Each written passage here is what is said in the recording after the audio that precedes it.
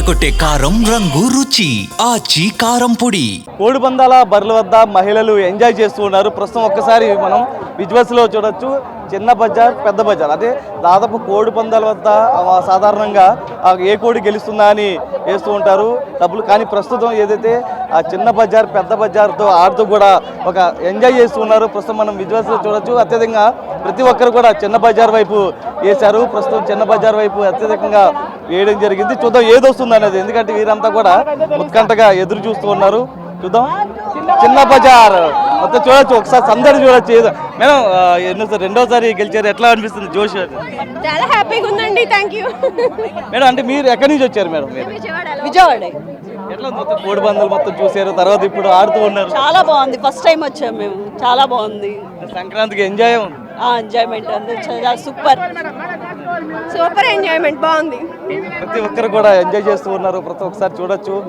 మహిళలు కూడా మొత్తం ఎంజాయ్ చేస్తున్నారు. అయితే ఇది ఒక్క చోటే కాదు, మొత్తం ప్రతి చోట కూడా ఒక ఎంజాయ్ భరితమైనటువంటిది ఎంజాయ్ చేస్తూ ఉన్నారు ప్రతి ఒక్కరు.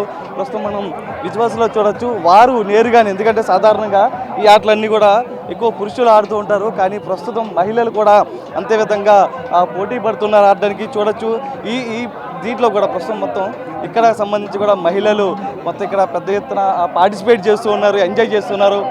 మేడం ఎక్కడి నుంచి వచ్చారు?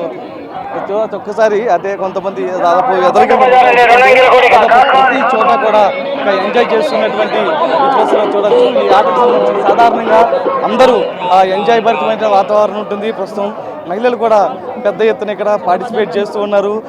చిన్న బజార్ పెద్ద బజార్ ఆడుతూ ఉన్నారు మొత్తం చాలామంది మహిళలు. ఎక్కడి నుంచి వచ్చారు, ఎట్లా అనిపిస్తుంది మొత్తం గేమ్? మీరు చెప్పండి. సంక్రాంతికి ఎంజాయ్ చేస్తున్నారు? విజయవాడ నుంచి వచ్చాము మేము. ఎంత వచ్చినాయి ఇప్పుడు దాకా? ఎంత లేదు, ఇప్పుడే బిగిన్ చేస్తాం. వచ్చినాయి ఏమన్నా? వస్తూ ఉన్నాయి పోతూ ఉన్నాయి అంతే. గేమ్ ఇంత అంటూ పెట్టుకొని వచ్చాము సరదాగా అంతే. సంపాదించాలంటూ ఏం లేదు, టైం పాస్. ఎంత తీసుకొచ్చారు మేడం? ఎంతమంది తీసుకొని వచ్చారు? 3 రోజులు వచ్చాను. సో 15,000 దాకా తీసుకొచ్చాను. 20,000 సంపాదించాను. 20,000 సంపాదించాను ప్రెసెంట్. వస్తుంటే పోతుంటే అంతే. సో ఇంకా ఆడతారా? సాయంత్రం వరకు గేమ్ ఉంది, ఇంకా ఆడతారా? ఈరోజు లాస్ట్ డే కాబట్టి, ఇది లీగల్ కాబట్టి ఎంజాయ్ చేస్తున్నాం. అదే మనం ఆడాలంటే గోవాకి అట్లా అట్లా వెళ్ళాలి కెసినోస్కి. సో ఇక్కడ ఒక లోకల్ కెసినో లాగా ఇది అంతే.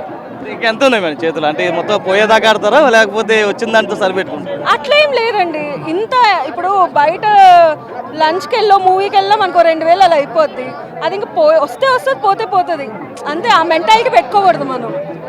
ప్రతి ఒక్కరు కూడా ఎంజాయ్ చేస్తున్నటువంటి చూడొచ్చు. మనం వాళ్ళతో మాట్లాడిన సందర్భంలో కూడా వాళ్ళు ఒకటే చెప్తారు, ఏదైతే అన్ని సరదాగా ఆడుకుంటాం 3 రోజులు కూడా ఎంజాయ్ చేస్తున్నాం, డబ్బులు వస్తున్నాయి పోతూ ఉన్నాయి అంతే తప్ప అది సీరియస్గా తీసుకో. ఎందుకంటే 3 రోజుల పాటు ఎంత ఎంజాయ్ చేస్తాం, పండగతో చుట్టాలతో వచ్చిన తర్వాత కూడా నేరుగా కోడి పందాలు తిరిగిస్తాం, అక్కడ బెట్టింగ్ పందాలు ఆడుతాం, తర్వాత ఇక్కడికి వచ్చిన తర్వాత కూడా ఎంజాయ్ చేస్తామంటూ కూడా చెప్తున్నటువంటి పరిస్థితి కదా. మొత్తం మీద అటు ఉమ్మడి కృష్ణా జిల్లా వ్యాప్తంగా కూడా మహిళల పాత్ర కూడా అత్యధికంగా ఎంజాయ్ చేస్తున్నటువంటి బర్రెల వద్ద అయితే కనిపిస్తుంది. వీడిపోతుంది హోసన్నతో నరసింహ, బిగ్ టీవీ, ఈడుపుగల్.